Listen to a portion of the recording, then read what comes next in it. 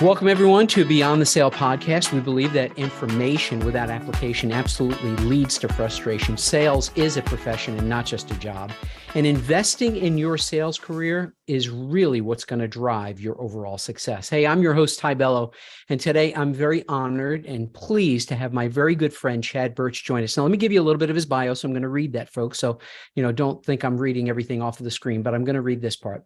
Chad's been designing employee benefit plans for many successful businesses since 1988. He earned his Bachelor of Science degree in finance from the Indiana University Kelley School of Business.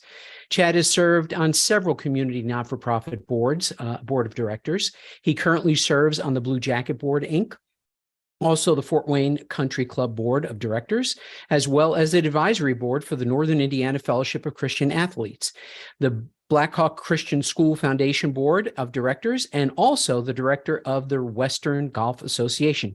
Chad lives in Fort Wayne, Indiana with his wife, Renee, where together they've raised their 3 children. He enjoys staying active with family and friends, traveling, golf, bicycling, and reading the Bible, as well as history and biographies. Today, we are very, very honored to have Chad with us, and Chad's going to help kind of guide us through and explore the benefits of networking and asking for referrals. Now, I've known Chad for over 30 years, and we are friends, and dare I say, we are even brothers, and we really get along very, very well and spend a lot of time, especially in the summer, around golf together. And what I've observed over the years, Chad is a sales professional, and he possesses probably some of the greatest gifts and talents that I've ever seen or witnessed relative to both networking and also asking for referrals. So welcome, brother. I'm really excited to get to do this together today. Yeah, Ty, thank you. Thanks for the opportunity. It's good to talk about this stuff.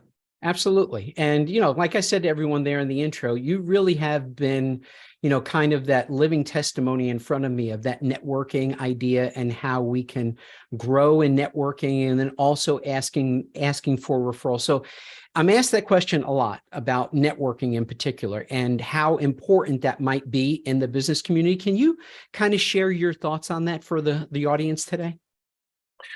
Yeah, I don't know if this was included in my bio or not. I wasn't paying attention when you were reading my bio, but I got going in this business, in the financial services business, through the life insurance route, and meeting people and trying to talk to them about buying life insurance is pretty challenging. I'm glad I'm not doing that anymore. But we used to have a saying that you wanted to meet people on a favorable basis, always trying to meet people on a favorable basis. So that, to me, is networking. It's being in a group of people, putting yourself in position with people where you're just meeting people, you have some things in common, you have the opportunity to talk to them about what they do. They ask you what you do. And it's just, again, it's a good way to meet people kind of on a non-threatening way. So that's, I think one of the first thing I think about when networking is that's my objective, is to try to meet people on a favorable basis. Yeah. And it's really about building, I think you've said it all in there. It's really about building the relationship, right? Absolutely. Yeah. Absolutely about building the relationship. Yeah. And it's really to the point where you almost don't even ask for the business, to be honest with you. I mean, you really don't. You just build a relationship and they have a need, and they oftentimes come to a person that they've got a relationship with, right? Right. Yeah. It's I think when, not everybody you meet is going to become a prospect, and that's okay. I mean, maybe that's a topic for a different conversation, but, I feel like prospects have to really, you have to be able to offer them something that they really need, that you have a solution that would help them. So not everybody you meet is going to be a prospect, but when you do meet those people who are prospects, then when you call them up and say, hey, we met the other week, would like to get together for coffee, it's a great way to start a relationship and then to build upon that relationship. Absolutely. And, it doesn't obviously only apply to selling insurance. It really is across the board. It's really sales. And if I recall, and I do recall, I remember this, once upon a time, you actually began a networking and really referral group here in Fort Wayne called Leadership Exchange. Wasn't that right? The right name, Leadership, or Leadership? Close. Yeah. Yeah. Leaders Exchange. Leaders Exchange. Okay. Leaders Yes. Exchange. Tell us about that, how that started. I remember you sharing the history of that with me before. I'd love to know that and the impact that that had, yes, on your business, but then also the others that were involved in the network. Yeah, absolutely. Yeah, great memory there. And it was one of the things I kind of stumbled upon it, to be honest. I came. My wife and I are originally from this area, but we had moved away. We moved back to Fort Wayne. I really didn't know anybody in Fort Wayne, and I decided to go into the life insurance business. And I'm sitting in my little cubbyhole office at the Lincoln Life Insurance Agency, and there was this thing on the shelf called a marketing manual. And I opened up this big binder, and it was full of all sorts of ideas on how to market yourself and network, like we just talked about, and just different ideas like that. And the one I came across, I think they actually called it a quote breakfast club, or a breakfast club or a tips club. And really, what it was is just people who in the community, like-minded people you can get along with, probably pretty much in your same age group. Getting together and just talking about your business, sharing tips, to each other. Maybe somebody has a prospect for somebody or a business tip. And I just started putting that together really from scratch, from people that I met. I used to open up the paper on Monday morning, and if there was a picture in there of somebody that got promoted or job change or something, I'd call them up and say, congratulations, can I come talk to you about what I do? And really, it was through most of that I met these people, put together a list, and we built this business group. And we weren't unique. There are several other business groups, and there still are several other business groups like that in Fort Wayne. But again, it was just a great way to get together with a bunch of guys and share growing our business together. And that was back in 1990.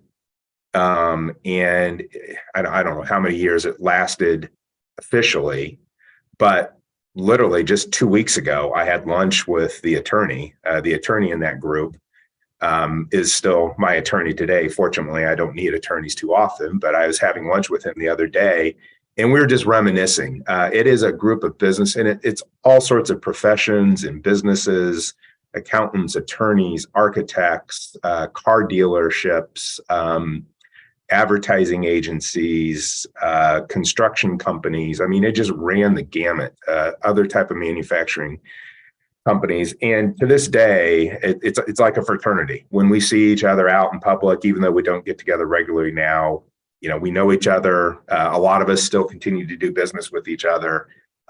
So it was a fun thing to do. Worked out really well. You even had an insulation company in there, and you also had a jeweler in there, didn't you? Absolutely. Yeah. So talking about, insulation to jewelry. Yes. Yeah. Yeah. Yeah. That was in that manual that you looked up on who to invite, right? Yes. We had a funeral director in there too, a guy whose family owned the funeral home here in Fort Wayne, or one of the funeral homes. And you'd go around the table every week and talk about how your business is doing. And when it always come to Doug, business is pretty good. We always laughed and, okay.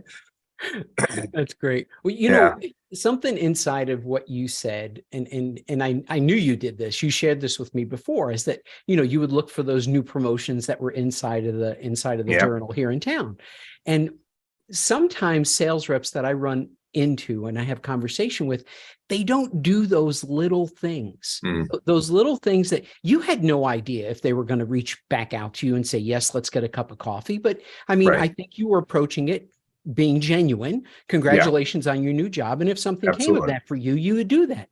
Yeah. And I try to teach people to do that. I mean, it really is a dying art, don't you think? Oh, I think so, particularly in this day of social media and LinkedIn. And, I don't know, do we share with the audience how old we are, Ty? I mean, you are 1 month older than I am, but, we were, let's just say we were born in the early 60s. Okay. That's fair. I mean, we do have smartphones, and I'm sure we get on Twitter every once in a while, but, marketing through LinkedIn, I know that's a great opportunity, and I know people will use that quite a bit, but, back in the day of just going out and meeting people face to face, shaking their hand. And you said something in there too. I genuinely was, they got a promotion, or they got some type of an award, or they started in a new job. You have to be genuine about it. And I guess I'm just wired that I'm an extrovert. I like meeting new people. I love hearing people's stories. And if it turned into something great. If it didn't, yeah, you moved on to the next one. You call 20 people to get 3 appointments to make 1 sale or something like that. So just work the numbers. And when you don't have anything else to do, there's a lot of time to be making calls. Yeah, it's really the math, isn't it? It really It is the is. math. You've got to keep that pipeline as full as you possibly can, the top of the funnel, and it'll all migrate out eventually. Some fall through and become an actual client, and others just, they go by the wayside. But that's part of the game, right? To some degree. Just working the pipeline. The one other thing that I mentioned, and you are exceptionally good at this, and we've got other friends that are really, really good at this, and that is the art of the handwritten note. That's just kind of like one of those dying things as well that's out there. And I think that, I know I've gotten several notes from you over the years, and I believe I've produced a few to you as well. And we've got other friends that do the same thing. And it really is something that you don't see that often. Like you said, everyone's going to LinkedIn. Congratulations on that job promotion. But what would it be like if you were able to send them a handwritten note, right? Or something like that? Well, I learned that from you, my friend. I learned that from you, and my mother was a good note writer too. So maybe but I know I don't write near as many notes as you do, and I learned that from you. And a few years ago, you helped me. I was kind of stuck on a prospect and things weren't seeing, and you said, send them a note. And I sent them a handwritten note, and guess what? A couple of weeks later, we were writing up the business. Nice. So thank you. Yeah, you're welcome. That was a good one. I remember that. Yeah. There's another one. This is a really good one. That just another one of those tips, right? Very similar to you looking in the newspaper. Inside of some of the industries that I work in, just like in yours, there are trade journals that go out there. And this friend of mine in the medical industry, anytime somebody would write an article and he would see that in there, and he would see, typically they put their, the little picture and maybe their little bio at the end of it, he would cut it and then he cut it out and then he would laminate it, and he would mail them a copy of that article, which I mean, I've known him for 23, 24 years. He hasn't stopped. He still does it. Yeah. Unbelievable. Yeah. It's those, we call them small things, but in the end, they're big things. I mean, to take the time to recognize somebody for that accomplishment. I've had people send me those type of things through the years. And guess what? I have a file with those in there. I have a file with when I've accomplished something in our award. So it means something to people. And I think it's important to do that. And if something's working, keep doing it, right? I mean, that's a mistake a lot of us make, I think, at times. It works so well, we quit doing it, was kind of a joke around the office years ago. But if something's working and it's a meaningful thing that you're doing it, by all means, just keep doing it. Absolutely. Yeah. Good point. Good conversation on that one. Hey, so let's kind of transition just a little bit now to more of asking for the referral, right? Yeah. And this really is, as we've said a couple of times, this really is an art. And what have you learned over the years of asking for the referral, asking for, somebody passing you on to somebody else that maybe has really changed the way you do things in the overall sales process and has driven to success for you? Well, I think the thing that I've learned most is that in the referral part of it, and asking for referrals, and sometimes, particularly early on in my career, asking for the referral was even harder than asking for the sale. And it was because of a kind of a mindset that I had where I felt like, okay, this person just, bought something from me, purchased an insurance policy from me. And I felt like, they certainly didn't owe me anything. And I was a little shy of asking for those referrals. And then I realized that there were, they probably had friends and relatives and so on that needed what I had to offer just as much as they did. And if I really felt like I was doing a good job for my clients, which I did, I felt like, nobody else was going to take care of their clients or serve their clients any better than me, then why shouldn't I ask? And believe it or not, there are some people that will say, hey, you ought to call my brother-in-law, or you ought to call my business partner or something like that without you even asking. But that's rare. People don't really think that much that way. But when you feel like what you have to offer could be of a good service, and so don't be shy. And I think when I changed my mindset away from them kind of thinking that they didn't owe me anything, but that instead I thought, what I have to offer is of great value. It just made it easier for me to ask for the referral. Yeah, that's a great point. And we've got a mutual friend, you and I both, that I know I get a card from him at least once a quarter. And he always has his business card inside of that. And his quote at the end of it is, "I'm never too busy for a referral." And it works. I mean, Right. it really, really does work. And, Right. I appreciate you sharing that, because I think a lot of people struggle, including myself, with asking for that referral. Have I Right. done a good enough job that I can earn their trust for that? I've earned their trust to get the business from them, but now can I ask them that next step? And I got to admit, I've struggled with that too, but I like the mindset that you approached with that to really overcome that. That was really, really Right. good.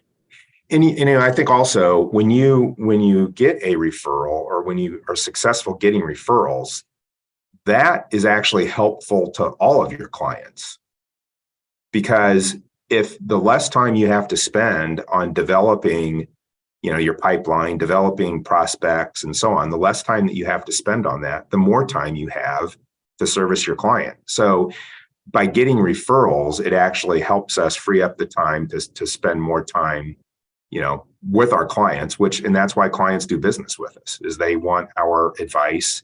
They want what we have to offer. And we can just offer more of that if we spend less time looking for the next, client, and spending it more on servicing.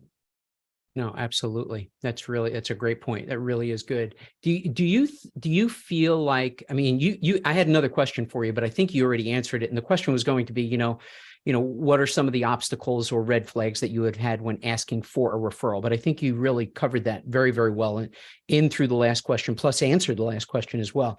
So I'm going to there really isn't like a secret equation that you ask for the referral after you've had their business for X period of time. Is there a little bit of a gut check inside of that as well? Well, no, in my business, and again, we've talked a lot about the life insurance business, but honestly, I have not really been in the life insurance business for, 18 years now, maybe more like 20, 25 years. I work just with companies now on their qualified retirement plans. So 401k, 403b plans. And that is a very long selling process. It might be 2 or 3 years from start to finish on that. So there's a lot of opportunities along the way, but I never really, until they become a client, now, this is the way I operate now, until they become a client, and I know that they are a satisfied client, everything's in place. There's a lot of moving parts when it comes to 401k plans. Once they're satisfied and things are running well, I'll go back and check in on them. And it's at that point that I'll say, hey, and really what I do now is I come prepared. I know, again, from LinkedIn, who they're connected with, what other businesses they know. And so I'll have a list of, 4 or 5, 6, maybe companies that I'll ask, hey, what do you know about? So I'm leading them, because if you just ask somebody, hey, who do you know that wants to buy a 401k plan? Or who do you know that's in the market for a new advisor on their 401k? They don't know that. Right. But if you ask them, hey, tell me about, Bob Smith over at ABC Company. And I know that he knows Bob Smith at ABC Company, then it just gets the conversation going. And then I could say, hey, when I call Bob, I'm not asking for permission from him to call Bob. I'm saying, hey, I'm planning to call Bob. When I call him, do you mind me just saying you and I talked? And everybody else, sure, that's no problem. So that's kind of the process that I've developed. Yeah, and that really creates a soft network lead, right? To some degree, because you're Absolutely. introducing a friend's name. Oh, absolutely. Yeah. And that's important. What I call, and then I never, if I'm calling somebody for the first time, I don't say, hey, I'm a 401k advisor. This is what I do. I say, I work with, Bob, I work with other CFOs in this area like you, and Steve, who down the road. I was just working with him. And so sometimes when I go, they don't even really know what my service is. They just know that I work with CFOs, and Steve, a friend of his, suggested I give him a call. So yeah, that's perfect. A little non-threatening that way. Absolutely. Hey, we're the networking side of it. I've got one more question for you on that one. What in the past couple of years are there networking events, something that stands out to you that maybe some of our listeners could consider Ooh. doing, kind of a networking event? Maybe it's for existing clients where you're going to maybe build the relationship and ask for a referral, and even some prospective clients to network with existing clients. Anything that you've seen over the past couple of years that was just an outstanding kind of an event? Well, we've at Phillips Financial, we've done a few of those. But before I get to that, I'll say, and others that I've been to, I just went to one. It's been within the last year or two, but an accounting firm here in town. An accounting firm, invited a law firm. They invited a bank. They invited a financial advisory company, us, and the four of us were there in their offices after work, having some cocktails and hors d'oeuvres, just talking, very, very non-threatening, just meeting people. I thought that was an excellent way of just getting together, because everybody, has the opportunity to do business with everybody else in that type of a setting. So again, it's just good to meet people that way. What we've done at Phillips Financial in the past, and I think you've been a guest at one of them, or maybe another one, but we'll go to the local country club here and work with the pro, and maybe invite anywhere from, I don't know, 15 or 20 people, and just kind of center a networking event around golf, and a little lesson from the pro, maybe a little lesson from the pro, assistant pro. We'll give away like a golf shoe bag. That we've done that one year, or something else. And so it's just kind of a theme thing. Everybody, a lot of people that we work with like golf. Doesn't have to be golf. It could be bourbon tasting. It could be skeet shooting, something like that. But if you know your prospects, your clients well enough, you know what their interests are, create an event around that interest, invite other people. And again, it's just a great way to, and it's amazing how many times you think other people would know each other, but it's the first time they've met them, and they can develop, we might not develop any new clients out of it, but our clients, our prospects might develop some business out of it too. So it's a really neat way, and people remember it too. Absolutely. I still remember the one that you invited me to many years ago, you and Ben did. And yeah, I met 3 people now that I can say are friends because of that, Right. acquaintances, and, kind of business colleagues in some respect. And that really was a great networking event. So that's really, really good. Yeah. I think of another one that another local friend of ours does, like a breakfast networking event every, like a mixer, he calls it, I think. And he does it like once a quarter, and it's everybody that's in and or around his industry, his sector. Mm-hmm. And then he's also a huge basketball fan and player too, right? Was he a D3 school? Wasn't that right? He was D3. Is that Brad? Yeah, Brad. Wasn't he Mm-hmm. D3? Yeah. Well, yeah. Now it's D1, I think. Now it's D1. Yeah. Yeah, the But he was school's there when it D1. was, Mm-hmm. he was there when Yeah, it a was little bit D3. smaller. Yeah, a little Yeah. bit smaller, but man, he throws an amazing Yeah. NCAA championship, networking party, and it's Right. everybody. I mean, it's just Right. amazing.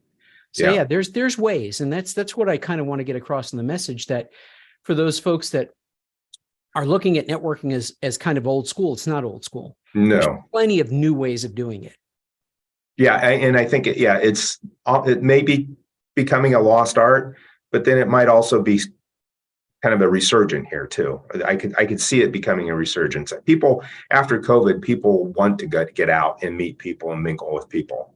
So having network events, I think, is during COVID, I would sit around and wonder if we would ever be together again, or would we always just be in front of a Zoom screen like this? I was very thankful for Zoom, and Zoom is still to this day very effective and a good tool, but it doesn't replace getting together face to face, shaking a person's hand. And I think people are a little bit more hungry for that now. And so it creates the opportunity. And the network event, I know Brad's, NCAA party is a big party, a big bash. It doesn't have to be that big. Our little golf events weren't that big. We were very intentional about the people that we invited. We gave it a lot of thought. But, and it doesn't have to be a lot of money either. We purchased some golf gifts to give away. You don't have to do that, because I think the real value is the people getting together and just sharing information and getting to know each other.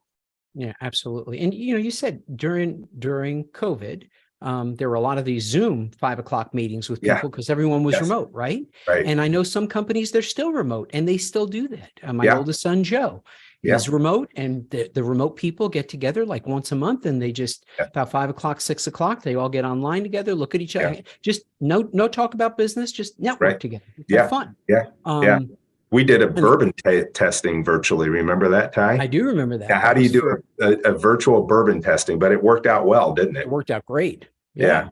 It was fantastic. And it wasn't very bad. There was what, 4 or 5 of us. That was it. Yeah, that was it. Yeah, it was really, really great. And just get creative, right? Just get creative with your networking. You don't have to be in the same town to do this. You can get multiple clients of yours and prospects of yours on the phone, on a Zoom meeting at the same time, and do a bunch of different things. Work together. So there's just tons of stuff. Yeah, absolutely. Yeah, work together.